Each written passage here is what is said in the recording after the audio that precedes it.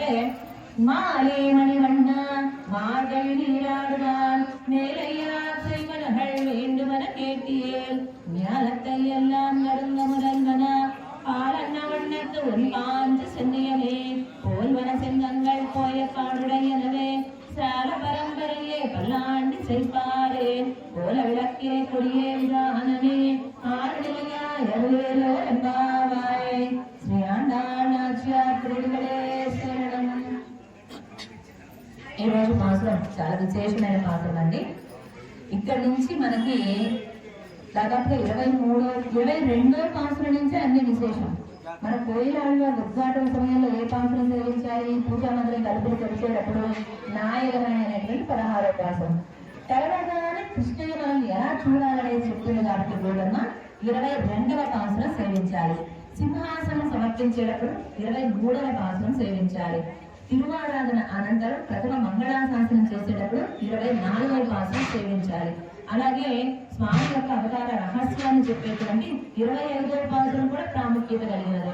ఇక ఈనాటి పాసురం 26వ పాసురం అమ్మకి పెరంబూరులో శ్రీ పెరుంబూరు భగవద్ రామానుజాచార్యుల వారి యొక్క తిరు అవతార స్థలం. అక్కడ ఈ పాసురం నాటికి గోదా నాట్యానికి అన్న స్థానంలో వేయించేసి గోదాగ్రజులైన భగవద్ రామానుజుల వారు సార సమర్పణ చేస్తారు. కాబట్టి అసలు సార సమర్పణ ఎవరు చేశారు ఇంతకు మునుపు అంటే రామానుజుల వారు చేశారు.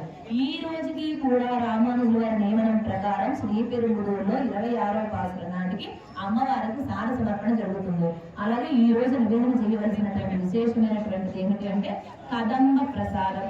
అన్ని రకాల కూరగాయల ముక్కలు వేసి చక్కగా పెరుమాళ్ళకి నివేదన చేయాలి, ఆండాళ్ రంగమన్నాళ్ళకి.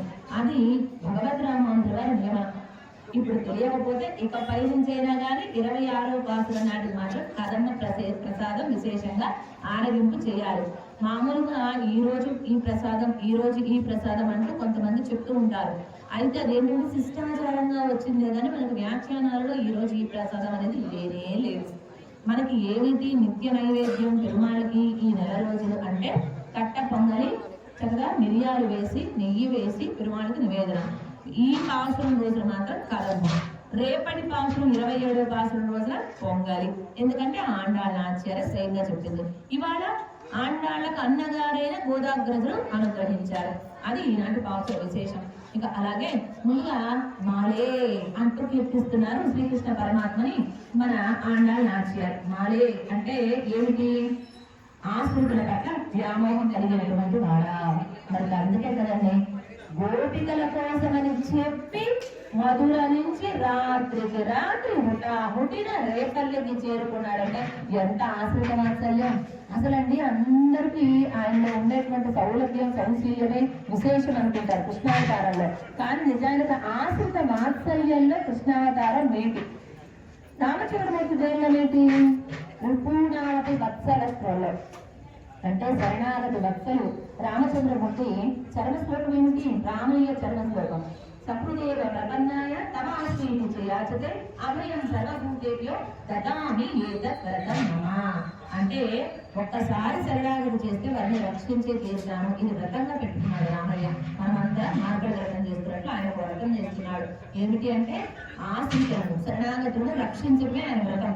అయితే అది విభీషణుడు వారు వచ్చినప్పుడు వీళ్ళందరూ సందేహిస్తారు సుగ్రీవాళ్ళ నిత్యాలు. అప్పుడు రాముడు ఏమంటాడు? ఎదివా రావణం స్వయం, రావణాసుడే స్వయంగా వచ్చినా నేను రక్షిస్తాను, నా కాళ్ళ మీద పడిపోయినాడు. అంటే ఆశ్రిత వాత్సల్యం కృష్ణయ్యకి ఏ విధంగా అయితే గుణం ప్రధానంగా కృష్ణావతారంలో కనిపిస్తుందో శరణాగత వత్సలత్వం అనేది రాముడిలో కనిపిస్తుంది. సో ఇప్పుడు అందుకనే గోదాదేవి ఈ రోజున పాసురంలో మాలే అంటూ ప్రారంభం చేసింది. మాలే ఆశ్రిత వత్సలుడా. తర్వాత మణివన్న అంటుంది.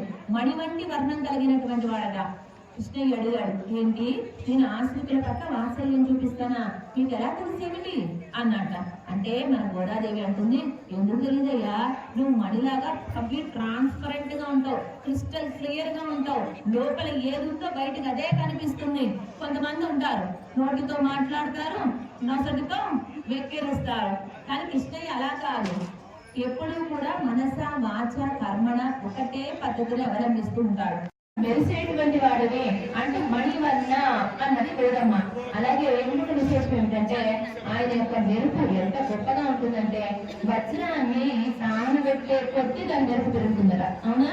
అలాగే కృష్ణ పరమాత్మ కూడా అవతారానికి పెరుగుతూ ఇప్పుడు మనకు ఆఖరి అవతారం ప్రస్తుతం జరిగిన వాటిలో కృష్ణ అవతారం కదా మెచ్చిపోతున్నట్ట.